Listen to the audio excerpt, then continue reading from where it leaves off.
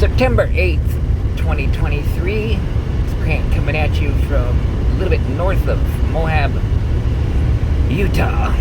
I'm sitting here thinking, I recognize this road, but I don't recognize driving it, and it's because I hitched it. I was thumbing up this road the other way going north once a long time ago in 2019, and I don't think I've ever driven it. In case you didn't know, I guess I did tell you in the last video, but I came back to transporting for a worldwide drive away. This is my second trip back for them. The first one I went Grand Junction up to Douglas, Wyoming, took the bus back down to Cheyenne, and then got a rental car and came back to Grand Junction. And this is where I picked this one up at. It's Grand Junction. I'm going through Moab, Utah, straight on down south into Arizona, and delivering north of Scottsdale. And I don't know what's the plan for next week after that, but I am happy to be back to driving brand new trucks. This one had 4 miles on it, a whopping 4 miles, so that must have built the chassis part across town in Grand Junction. Or, you know, they take pieces of it off the train at this small factory there. They don't actually like build the whole thing from the ground up in Grand Junction, but they take pieces off the train, slap it all together, you know, the cab, chassis, all that, to the frame, and then they take it across town to where the service shop that we pick up at, I can't think of the name of it offhand, the initials are LFM. They do the servicing and putting on the Premier rental truck mud flaps and decals and the unit number and all that, and then they put whatever utility bed or flat bed or whatever it needs on the back if they're not a regular standard pickup. The standard pickups come from the factory like that, and they just put the mud flaps and the unit number and stuff on those, and that's it. Keep the box on it. Or they have these ones that are just chassis that they put the utility bit on and send out. So this one only had 4 miles on it coming out, and I'm guessing the 4 miles was just across Grand Junction from the factory section where the railroad track is at, over across to where LFM is, and then I picked it up from there. Brand new 4 miles on the odometer. By the time we get done with this trip, it'll be like just under 600 miles on it. Did a brand new rental truck. I better take this slow lane for a minute.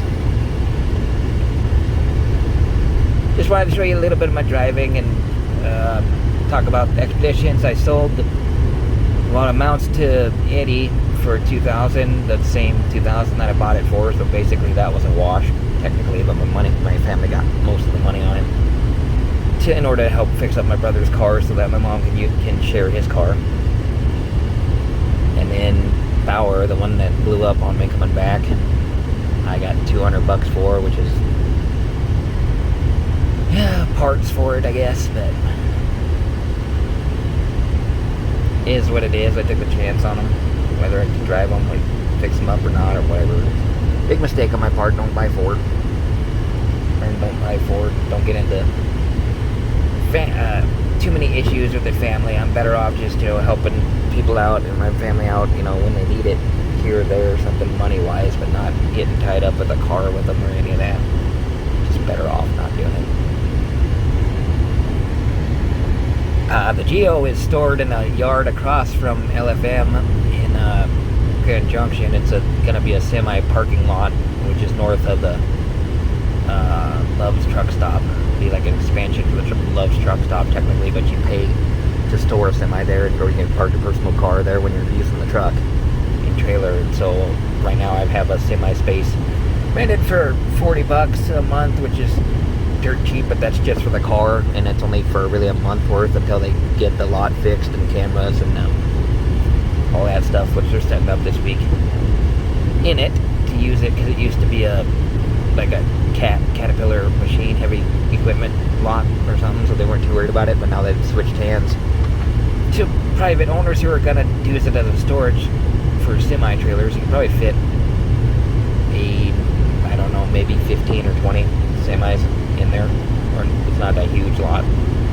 But for now, I found it was a cheap place to put it, and I just tarped it and left it that way for now, because I don't really care about it or anything that's in it. At the moment, just storing it there, 50-50 on whether or not I should use it as a tow car and put a tow bar on it. Maybe if I find a really cheap toolbar, I might put it on there worth doing it. Maybe, I don't know. Because it has trouble climbing any kind of hills because it's only a 3-cylinder.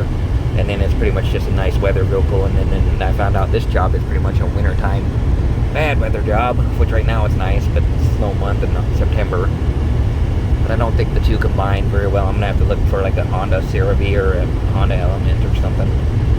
Save up for that, maybe. I don't know. I haven't decided what I'm going to do. But I just thought I'd make a quick video. I'm about to pass this guy, so I'll let you go. Catch you on the flip.